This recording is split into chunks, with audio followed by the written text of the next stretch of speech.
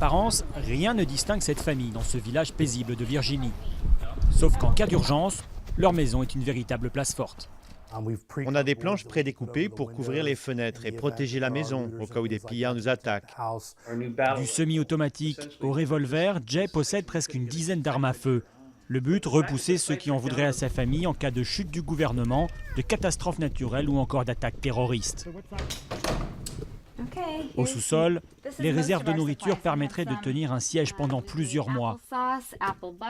Pour la femme de Jay, se préparer à l'apocalypse est un hobby qui se pratique au quotidien. Quand je vais faire mes courses et que je vois des bonbonnes d'eau en solde, ça m'arrive d'acheter plus de 20 litres d'eau. C'est quelque chose que j'ai toujours à l'esprit. Patrick Troy est un ancien militaire. Depuis plusieurs années, il forme ses amis et ses voisins afin qu'ils soient prêts à toute éventualité. Une pratique qui intéresse de plus en plus d'Américains depuis le 11 septembre et le passage des tempêtes Katrina et Sandy.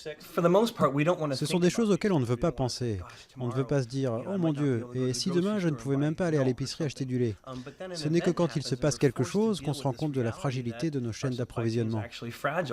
J'ai de l'eau, de la nourriture, des gants, des vêtements chauds, tout ce qu'il faut pour rester en vie et rentrer à la maison. Parce que 75 km à pied, ça me prendrait au moins 2 jours. Rentrer du travail et retrouver sa famille en cas d'urgence, c'est l'une des préoccupations principales de Jay.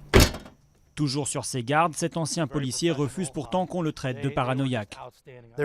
Il y a une frontière entre la préparation et la paranoïa. Je ne veux pas tomber là-dedans. Nous avons une vie normale, nos enfants jouent au football et on va à Disneyland en vacances. Être prêt pour nous, c'est comme une sorte d'assurance. On utilisera tout cela si on en a besoin. Convaincu du bien fondé de ses conseils, Jay a écrit un livre, histoire d'apaiser ceux qui ne savent pas encore comment se préparer pour la fin du monde. Come on, Ellie Belly.